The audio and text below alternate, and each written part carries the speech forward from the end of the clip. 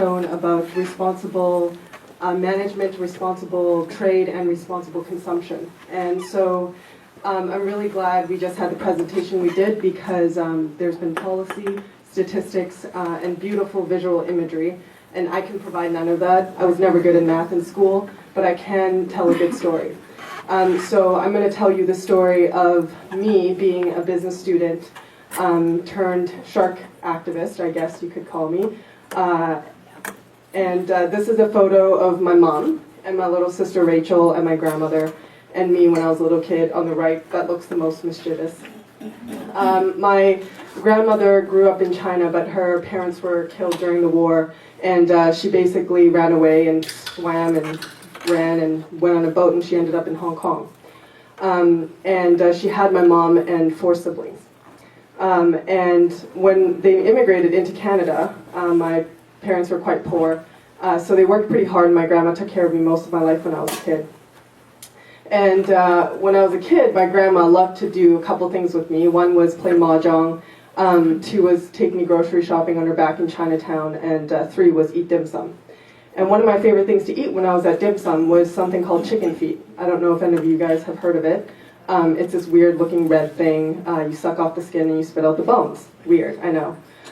So when I went to school, the teachers would ask me, you know, what's your favorite food, kids? And the kids would be like, ice cream, candy, chocolate, chips, and I'd be like, chicken feet.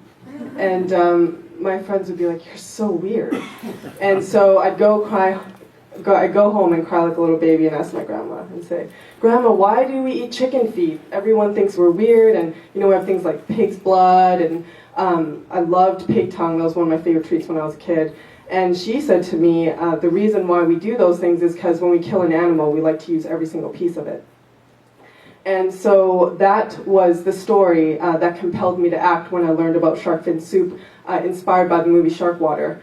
So I did do a Bachelor in Business Administration in Marketing and International Business, which is the opposite of science, because we like to make stuff up in those areas. And when I learned about shark fin soup, I was not only appalled at how ignorant I was, because I only had it a couple months before, but I was also very sad to think about the possibility of my people and my culture wiping this beautiful species off the face of this planet for bowls of shark fin soup. So there's been a lot of talk about shark fin soup, and so I just wanted to give some background about the dish.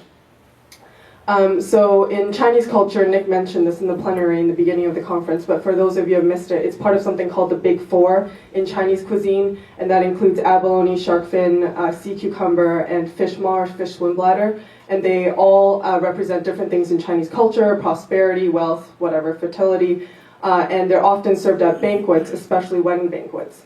And the analogy I like to use is, for example, turkey at a Thanksgiving dinner. It used to be something that was for the wealthy. An emperor would serve it and say, you know, I can, you know, let my workers risk their lives to fin these sharks and serve you the soup, so aren't I wealthy? And now it's become, because of the growing Chinese middle class and higher class populations, it's become such an ingrained thing that it's no longer just about wealth in terms of having a status, but it's also about sharing wealth. So in the Chinese culture, one thing that we often talk about is, or we often appreciate, is when people share with us. And so for those that may know, when we have a wedding banquet, it's part of that menu. And so the idea is that you're sharing the wealth that you have with those that you have because of the expensive or the high price of this dish. So it, nonetheless, you know, it's still fundamentally wrong. But just to illustrate how little awareness there was, I was studying marketing, and you know, I had an interest in sustainability, but I never knew about shark fin soup, and I only had it a couple months before. Having said that, I also did think markets would save the world, i.e., if I just bought a hybrid car and recycled more, everything would be okay. And then I learned quickly that wasn't true. So what I tried to do was talk to people around me, and I start to ask myself, okay, well, what about my community? I live in Vancouver, and there's this highest proportion of Chinese people in Vancouver. 20% of Metro Vancouver is Chinese. That's 400,000 people, nearly 500,000. And it's the second largest Chinese restaurant industry following San Francisco in North America. Just Toronto and Vancouver make up about 70-75% of the Chinese population in Canada. That's a picture of my grandma and my uncle. So after I watched the movie, I didn't really know what to do because I had no tools. I didn't come from a science background, I didn't come from a campaigning background, and I didn't come from a political background, so I started to ask my family members, well, actually, that's a lie. I didn't ask them anything. I told them not to drink shark fin soup. And I basically harassed them until they started to listen to me. And they said, you know, Claudia, you can try to convince every single person to not have shark fin soup, or you can just talk to the wedding banquets hosts, who are, you know, usually wedding couples or sometimes, you know, anniversaries, baby showers, those type of things. And if they decide not to have it, then nobody has it. And, you know, at these banquets, they're huge. The wedding couple of our last wedding contest, which I'll talk about shortly, had 680 people at their wedding banquet alone. You know, that's a fairly big number, right? So I started to talk to another friend who is a social media guru, and I'm like, dude, what do I do? Like, I'm supposed to figure out how to convince these wedding couples not to serve shark fin soup. I had no idea what a nonprofit even meant at that time, and I was still just basically harassing people. And my friend told me, well, Claudia, you know, you should try to make them feel compelled to act. And why don't you do a wedding contest where couples can submit a photo of themselves that promises or they pledge not to serve shark fin soup, and then, you know, you give them a prize. So I did that. We held a wedding contest last year, sponsored by the Save Our Seas Foundation, and we got 16 couples that entered the contest, 38 in total. The others wanted to pledge privately for their own reasons. We diverted about 4,300 bowls of shark fin soup. This number here, 7,200, includes the bowls that are right now being diverted from wedding couples of this year.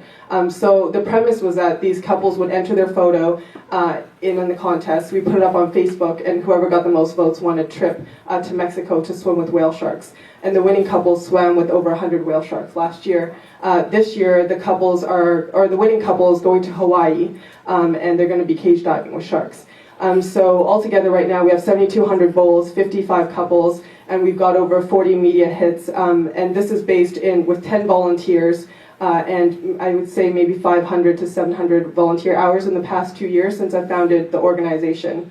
After I realized I couldn't just do what I wanted, I actually had to register stuff. So we decided to become an organization.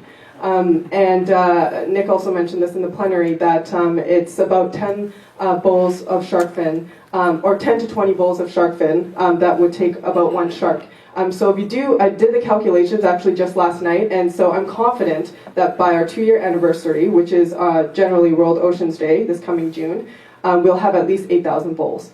And so $8,000, 8,000 bowls, that's $1 a bowl. And you can do the math probably better than I can, but I think it's something around $10 to $20 per shark. So just for fun, this is a screenshot of the wedding contest this year and all the couples that have entered so far. There's probably another one that's happening right now. These are some of the entries from this year, and just for fun, I'll let you read the subtitles. So if you're a Seinfeld fan, you'll understand the left one. So what does this translate to? You know, 10 volunteers, lots of volunteer hours, Facebook fans. Well, it translates to awareness. Just to illustrate how little awareness is, I have an uncle, he owns a restaurant, and when I was telling him not to serve shark fin soup or drink it anymore, he said, well, when you fin the sharks, don't the fins grow back? And so I was baffled, and then I quickly realized that he of course doesn't know this because he's never been in the ocean. He also grew up in a very poor village where they didn't have access to very much nature in general in Hong Kong.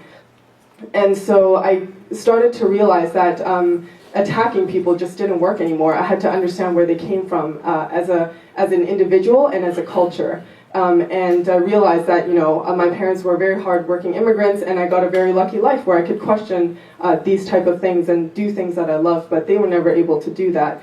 So I try to come from a place of understanding. And something that we're doing in addition to the wedding contest this year is we're going to do a soup cooking contest in September and October to encourage chefs to create shark fin-free soup alternatives and, of course, other endangered animal species free. And the idea behind this is that it builds a sense of physical community, and it also brings together really diverse stakeholders. Chinese chefs, restaurants, media, consumers, politicians, community groups, and Chinese businesses. And this is something that's never been really done before in the Chinese community, to my knowledge, in Vancouver when it comes to environmental issues. So how does this relate to the rest of the world? Well, we know that 95% of shark fins actually consumed in Asia.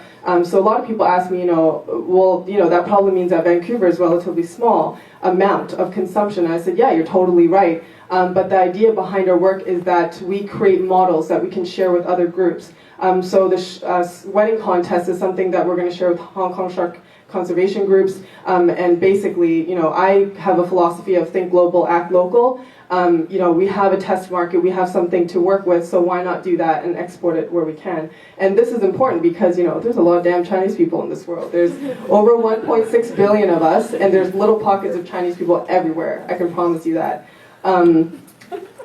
So what does this all mean? This is a photo of my family, and you can tell I'm not the only crazy one. And I just want to talk about my experience with this change. And I'm really glad someone brought up the power of responsible consumers. I mean, we definitely don't need everyone. In the 1700s, 3 people stood up against slavery when 75% of the world was enslaved. So I don't think that, my personal view is that I don't think I need to stop every Chinese person who drinks shark fin soup from drinking it, but we definitely need to garner and harness a small group of them. The second thing that I want to really talk about is the power of storytelling, and storytelling in a way that creates emotion and value, just like some of the photos that Thomas showed us, because I know, at least in my family and in my community, it's not facts that are stopping people from acting, it's the lack of emotion, the lack of values, and I think it's through the power of storytelling that we can do that the most. Another thing that I really want to quickly touch on, the third thing, is that when I first watched Shark Water and learned about shark finning, these were the type of images that I saw, and this was the approach that I took to talking to my family members when it came to shark fin soup. I said, look at all these horrible images, look at these bloody sharks, like they're dying, and finning's horrible, and blah, blah, blah, how could you just drink it, you're a bad person. And I quickly realized that, when people deal with issues, they often go through what I call the 5 stages of grief. Everybody probably knows about this. Denial, anger, bargaining, depression, acceptance. So for example, when it comes to climate change, first, some people, we're all on a certain level in denial about climate change, but, why is this can't be happening, it's not real. And then anger. What the hell are wrong with human beings? And then bargaining. Well, if I, recycled and bought a hybrid car, I think everything would be okay. And then depression. I can't do anything about it, and that's kind of the end of the day. And when we get to acceptance, we're able to reach a place where, although we know the facts, we feel compelled to act because we can move forward. And this was one of the big lessons I learned, is that as much as I wanted to paint the nightmare, we also have to paint the heaven and show people the places they have to go. And so when I showed people these images of people making change, that's the winning couple, Ty and Juliana, at their wedding banquet. The left is a photo of their wedding banquet table, and the right is definitely not shark fin soup, it's a chicken soup. And the bottom photos are them on their Mexico trip swimming with whale sharks. When I showed people these images, people were inspired to change. And so my lesson from this was that as much as we arouse people, we also have to fulfill them. And that's what the wedding contest, I feel, and the soup cooking contest does. It creates a channel for participation and engagement, because I think not only in shark fin, whatever issues you're talking about, people are kind of sick and tired of getting their fingers wagged at them, right? We have to give them a channel to engage in. And so I don't know how much time I have left. I'm okay? Okay, yeah, so... okay. Yeah? Carry on. So I just wanted to say that it was through the values that my grandmother taught me, that instilled in me till this day, that encouraged me to stand up for what I believe in.